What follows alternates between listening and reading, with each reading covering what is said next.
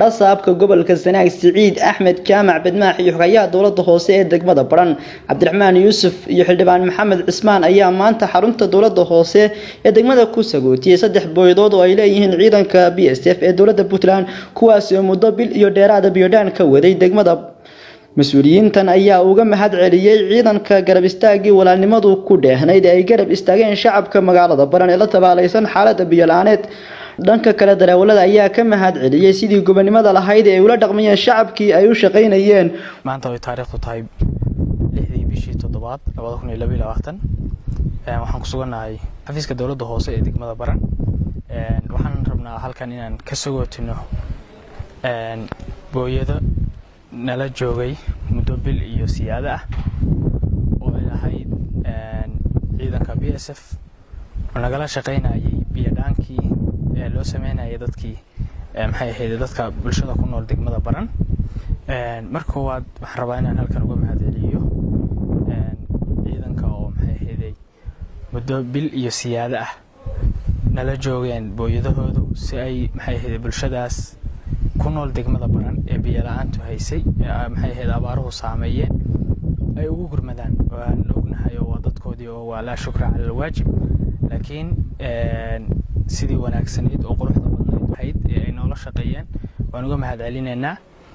dhamaantayo isku duuban hadaan nahay maamulka degmada waxaan rabnaa inaan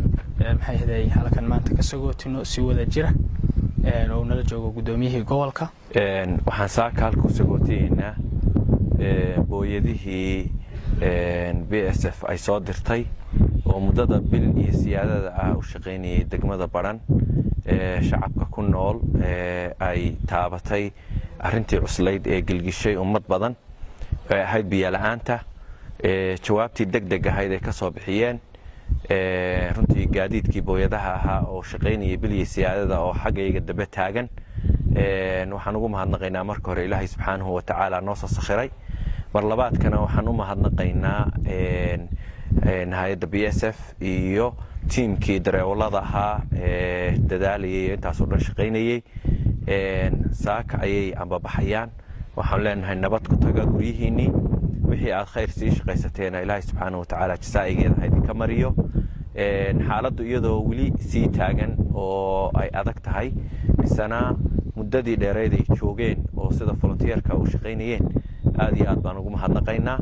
cid kasta oo kaalmo gali karta sida hay'adda BSF oo gaadiid noogu deeqi kartana waxaan leenahay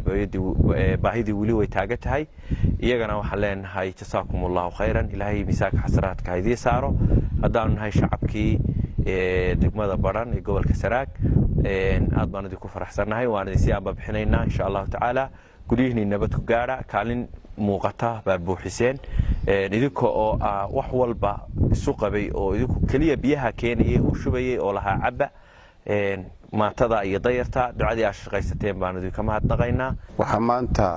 aan halkan u taaganahay amba bixinta iyo sabootinta aan sabootinayno dhalinyarada oo muddada nala joogtay magaalada Baran oo ka dhaaminayay gurmadka ahaa ee bulshada maaragtay ugu deeqeen ciidanka BSF biyahaasoo runtii aad iyo aad bulshadu maaragtay ugu raysatay annaguna ka mas'uuliin ahaan xil ballaaran oo nasaaraan naga rogay maanta insha Allah waxay u sii jeedaan haddii baraale ka noqdo ciidamadii iyo xiriyihii ay ka yimaadeen waxaanu leenahay intii aad nala joogteen wixii tabasho ah oo yacni jirtay dulqaad baad ka samaynaysaan waana noo qarinaysaan haddii bahay raali ka noqdo wixii wanaag ahaa oo aad kala kulanteen insha Allah gobol Sanaag waad sheegi doontaan annaguna sidaa darteed waxaanu leenahay raggani rag wanaagsan bay ahaayeen shaqo wanaagsan bay qabteen way dadaaleen dadaalkoodii runtii inaanu qarino maaha waxaan kale oo sheegaynaa mas'uuliyiinta ciidanka BSF runtii gobolka waa ay la qaybsadeen xaaladii ka jirtay oo biyo la'aaneed si wanaagsan oo hagar la'aana ay gaadiid iyo waliba shidaalba ugu keeneen muddo bil iyo dheeraada ayaa shaqadan iyo biyadhaankani socday bulshaduna mahad celin ballaaran baan uga sidnaa ciidanka BSF oo ah ciidan Puntland oo ku sharfan maaragtay dadaalka ay bulshadooda u sameeyeen